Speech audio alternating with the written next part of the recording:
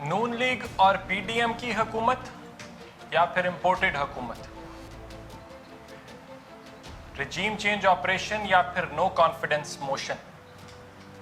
ये वो टर्म्स हैं जिनको डिस्टिंग्विश करना, उनमें चॉइस ऑफ वर्ड्स लेना बड़ा टेक्निकल सा हो गया। Either you are on this side और ऑन द अदर साइड। लफ्जों का चुनाव जाहिर करता है कि आप किस चीज को, किस बयानिए को सपोर्ट करते हैं।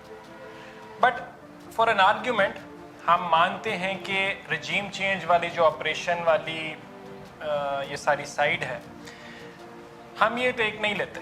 हमने लेनी है कि जी नून लीग ने आईनी तौर पर नो कॉन्फिडेंस मोशन से इमरान खान की हुकूमत को गिराया और आईनी तौर पर हुकूमत बना ली, मान ली। लेकिन फिर चंद सवालात हैं जो कि वो पहले से किए जा रहे थे और अब वो उनके जवाबात जब नज़र आ रहे हैं तो फिर आप क्या करें ऐसी सूरत हाल में। इमरान खान साहब ने बड़ा क्लियरली बार बार ये मेंशन किया कि ये हुकूमत में इस वजह से आना चाहते हैं ताकि इलेक्टोरल रिफॉर्म्स करें और नैब अमेंडमेंट्स करें। इन शॉर्ट अपने आप को NRO 2 दें। कहा ये गया कि नहीं ऐसा कुछ भी नहीं है, ये सिर्फ इट्स जस्ट हेयर से, कोई इसमें सदाकत नहीं, कोई वक़्त नहीं इस बात के अंदर। लेकिन फिर हुआ क्या? हुआ भी तो वही ना जो कि कहा जा रहा था कि ऐसा होगा। NRO 2 नैब अमेंडमेंट्स, नैब के अंदर जो तरामीम की गई, उन सब ने किया क्या, उससे क्या अचीव हुआ? सिर्फ नून लीग के ऊपर जो केसेस थे, नून लीग के लीडरान के ऊपर, पीपल्स पार्टी के ऊपर, वो सिर्फ केसेस ख़त्म किए गए और तो कोई चीज़ हुई नहीं यार, नथिंग एल्स। तो फिर हम कैसे माने कि आप ये सब कुछ करने नहीं आए थे, कि आपने जो कुछ किया वो आईनी था? मैं क्विकली अगर आपको समराइज करूं, सेक्शन 21 का जी है कि जी बैरून मुल्क से आया हुआ सबूत काबिल कबूल नहीं होगा। ये नैब की तरमीम की मैं बात कर रहा हूँ। लेकिन खैर, मरीम नवाज का जो कैलिब्री का फ्रॉड केस है वो ख़त्म हो गया इससे। सेक्शन 14 है कि मुलजिम के असासों की मनी ट्रेल देने की जो जिम्मेदारी है वो ख़त्म हो जाएगी। नवाज शरीफ के खिलाफ जो मुकदमात हैं इससे वो ख़त्म हो गए।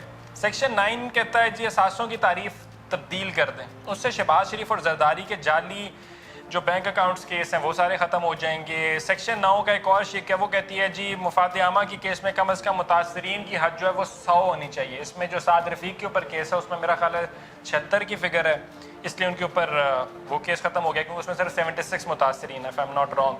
सेक्शन 4 कहता है जी रेगुलेटर्स और ब्यूरोक्रेसी के बददियानत फैसलों को मुकम्मल तहफ़्फ़ुज़ दिया जाए। उसके अंदर राजा परवेज़ अशरफ और शाहिद खाकान अब्बासी के केस ख़त्म हो गए। तो बचा क्या पीछे?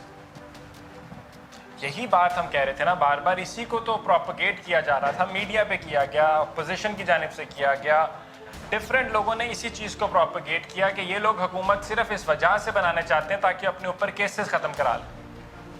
कहा यह कि आपने डिफेंस में हुकूमत की जानिब से कि नहीं हम इसलिए नहीं आए, हम तो आवाम की बेहतरी के लिए आए हैं। तो फिर ये आवाम की कैसी बेहतरी है जिसके अंदर आपके ऊपर जितने करप्शन और फ्रॉड के केसेस हैं वो सारे ख़त्म हो गए? लॉ एंड ऑर्डर कहाँ गया? लॉ एंड ऑर्डर ना हो तो कोई सोसाइटी चल ही नहीं सकती यार, इट कैन नेवर फ्लरिश। तो ये तो ऐसी चीज़ें हैं मतलब कि बायसनेस हो, आप पैसे ले रहे हो, आप कुछ भी, अगर आप में ज़र्रा भर भी हुब्बुल वतनी है तो आप खड़े हो गए इस चीज़ के ऊपर और आप क्रिटिसाइज़ करोगे इस मूव को। तहरीक इंसाफ ने भी सुप्रीम कोर्ट से रब्ता किया, सुप्रीम कोर्ट में इस वजह से गई ताकि जो नैब अमेंडमेंट्स हैं इनको चैलेंज किया जा सके। डियरली होप, दुआ है कि सुप्रीम कोर्ट कोई बेहतर फैसला करे, कोई जायज़ फैसला करे, सो दैट इस बात का पता लगाया जा सके कि लॉ एंड ऑर्डर पाकिस्तान की सोसाइटी में मौजूद है। बिकॉज अगर लॉ एंड ऑर्डर आपकी सोसाइटी से बिल्कुल ख़त्म हो जाता है तो पीछे कुछ नहीं बचता, जंगल का कानून रह जाएगा सिर्फ। और जब जंगल का कानून हो तो वहाँ पे करप्शन जो है वो फिर राज करती है और कोई उसको रोकने वाला नहीं होता। अब यहाँ पे मैं कोट करना चाहूँगा एहसन इकबाल साहब का बयान को कि जी करप्शन जो है बहुत से और ममालिक में भी होती है। यार होती होगी, आप ये इट्स द सेम कि मतलब अगर होती है तो उसका मतलब है हम भी ओके कर रहे हैं। आप ये क्या नैरेटिव बिल्ड कर रहे हैं? मुझे मंशा साहब का भी एक बयान अभी जहन में आता है, कुछ दिनों पहले मैं उनकी तकरीर सुन रहा था जिसमें उन्होंने कहा कि पाकिस्तान का मसला जो है वो करप्शन नहीं है, पाकिस्तान का मसला मिसमैनेजमेंट है। अगेन आप ये नैरेटिव पुट फॉरवर्ड बार बार कर रहे हैं कि corruption is not an issue at all, 2 नंबरी करो, चोरी करो, डकैतियाँ करो, डाके डालो, लोगों के हक मारो, ठीक है, जायज़ है। मैं चाहता हूँ कि ये सवाल आप उन लोगों से जाके पूछें जिनके साथ करप्शन की जाती है, उनसे तो पूछें ज़रा कि करप्शन आपके मुल्क का मसला है या नहीं, करप्शन करना जायज़ है या नहीं। जिनके आप हक मार रहे हो उनसे तो जाके पूछो। आप तो अपने महल्लात में बैठे हुए हैं, जिनको रात की रोटी, अपने बच्चे का अगले दूध की परवाह है ना, वो ये कहेंगे यार हमें करप्शन से मसला है।